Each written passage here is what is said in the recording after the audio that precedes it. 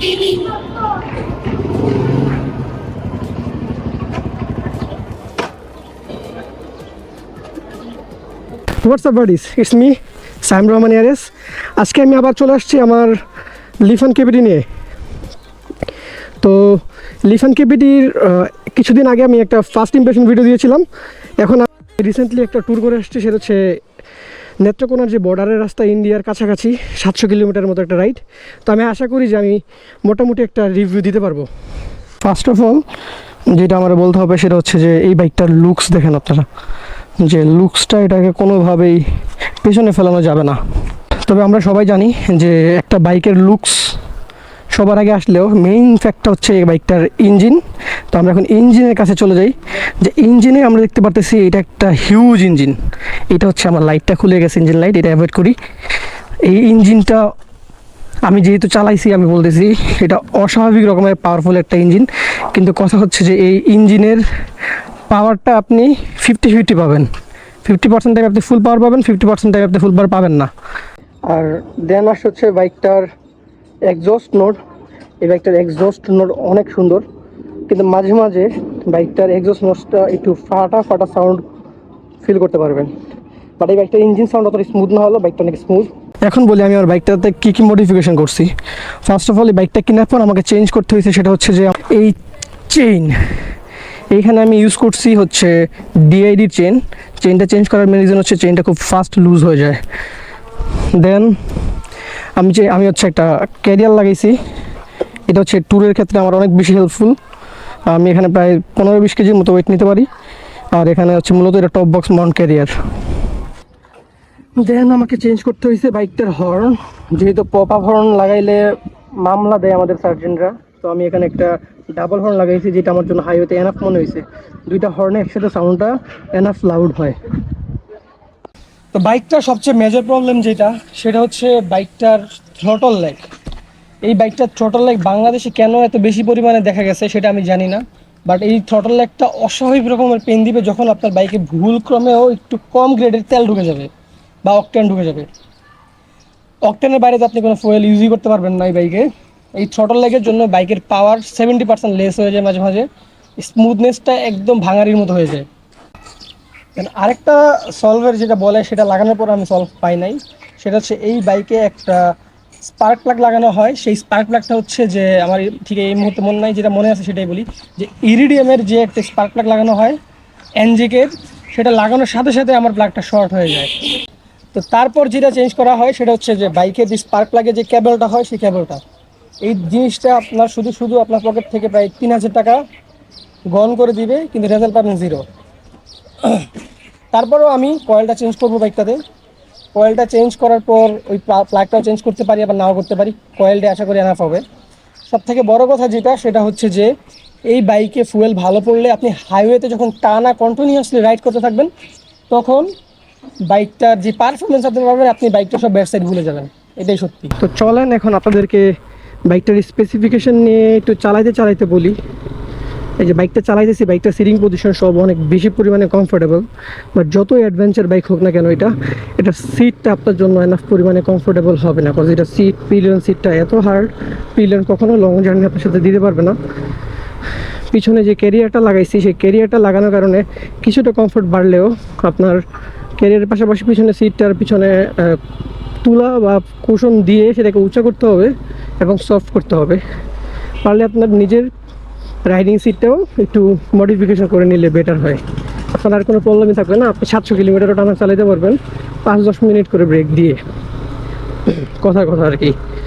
তো তারপর হচ্ছে যেটা বলতে হবে যে একটা সেফটি ফিচার, সেটা হচ্ছে লুকিং গ্লাস।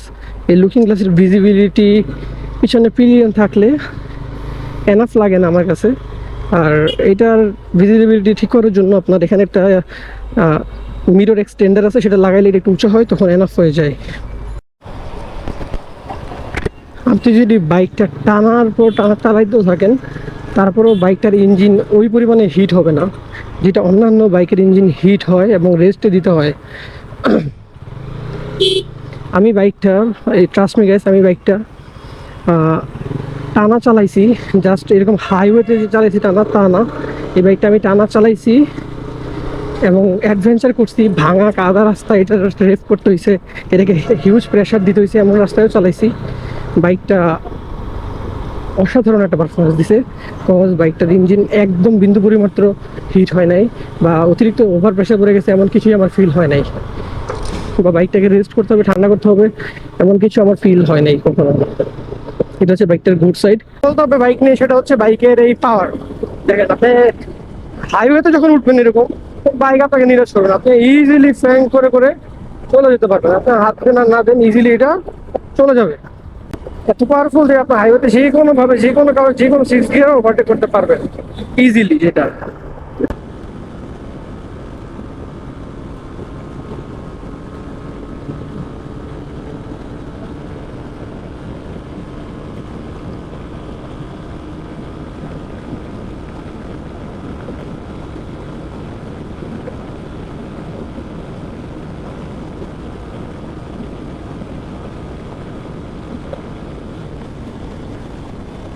বাট জ্যামের মধ্যে আপনি খুব ভালো পরিমাণে বেড়া খাবেন, আর যদি আমার মতো এরকম মডিফিকেশন করেন সামনে, কারণ যেটার হ্যান্ডেল বারটা অনেক উইথ। আমি আবারও অ্যাডভান্টেজ এবং ডিসঅ্যাডভান্টেজ একসাথে বলে ফেলতেছি। আচ্ছা আমি বলি, কিছু কথা বলি, ভিডিওটা বেশি বড় করবো না, তাই বলে ফেলি। তারপর হচ্ছে বাইকের ব্রেকিং, বাইকে যে পাওয়ার দেওয়া হয়েছে তার তুলনায় বাইকের যে ব্রেকিং, বাইকটা জাস্ট দাঁড়ায় সামনে ব্রেকের জন্য, তারপরে সামনে ব্রেকটা ঠিকভাবে বাইক করতে পারে না, কারণ বাইকটার এই মাস্টার সিলিন্ডারের জন্য। এই মাস্টার সিলিন্ডার এতটাই খারাপ যে বাইকটার পুরো ব্রেকিং সিস্টেমটা নষ্ট করছে। এটার জন্য আপনাকে এই মাস্টার সিলিন্ডার, এটা স্টকটাই আছে, এই জায়গায় অনেকে B3 মাস্টার সিলিন্ডার লাগায়, ওই জায়গায় RCBর S1টা না কি বলে, হ্যাঁ S1টাই লাগায়। জাস্ট মাস্টার সিলিন্ডার লাগালে কিছুটা ইমপ্রুভ করে।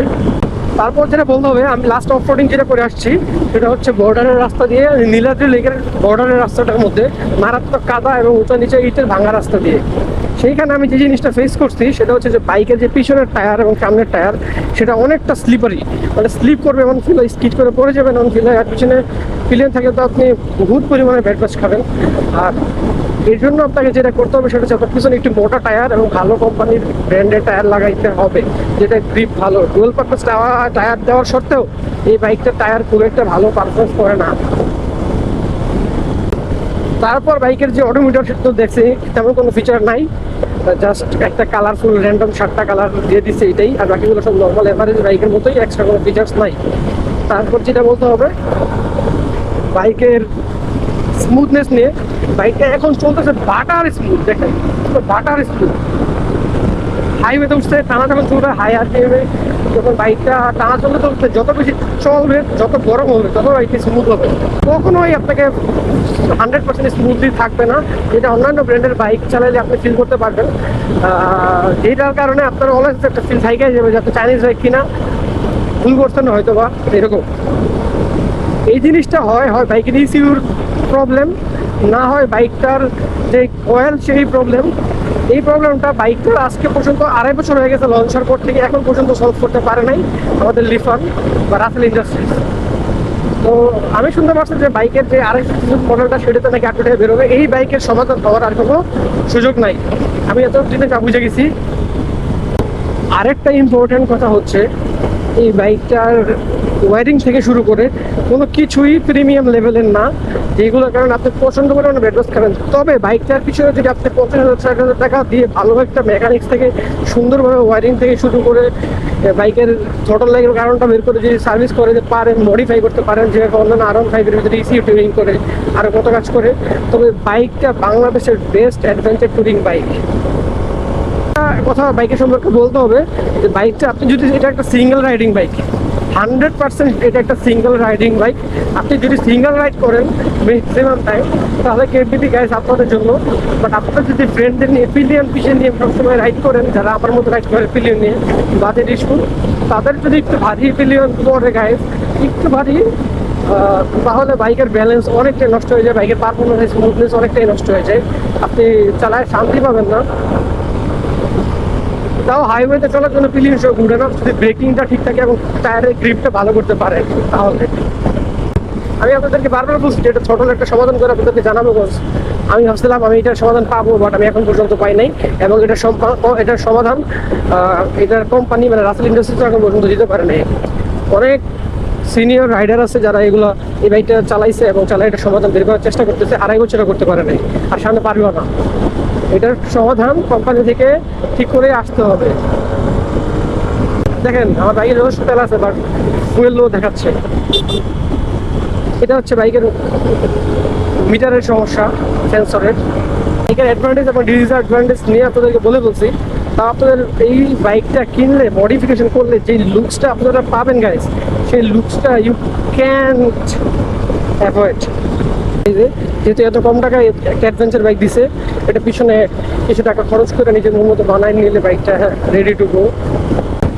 আমার বাইকটার প্রায় সব কাজই শেষ হয়ে গেছিলো, জাস্ট মাস্টার সিলিন্ডারটা পাল্টাইতাম আর ভিতরে একটা কয়েল লাগাইতাম। হ্যাঁ, কয়েলের কথা যেটা আমি শুনতে পারছি, যে বাইকটা আমি রাইড করবো ভাইয়ের, আমার এক বড় ভাই, উনিও কেপিটি রাইডার, উনি কেপিটির ভিতরে কেপ্রোর যে কয়েলটা আছে সেই কয়েলটা ইনস্টল করছে, এবং ইনস্টল করার কারণে তার ছোটো লেগ নাকি অনেকটাই কমে গেছে। যে পাওয়ার লসটা যে হয়, টানা গরম হওয়ার পর রেস্ট নেওয়ার পর যে আবার স্মুথনেসটা হারায় যায়, আবার অনেকক্ষণ চালানোর পর স্মুথনেসটা আসে, সেই জিনিসটার সমাধান আমার এক ভাই বললো যে কয়েলটা লাগালে নাকি অনেকখানি সলভ হয়ে যায়, ভালো হয়ে যায়।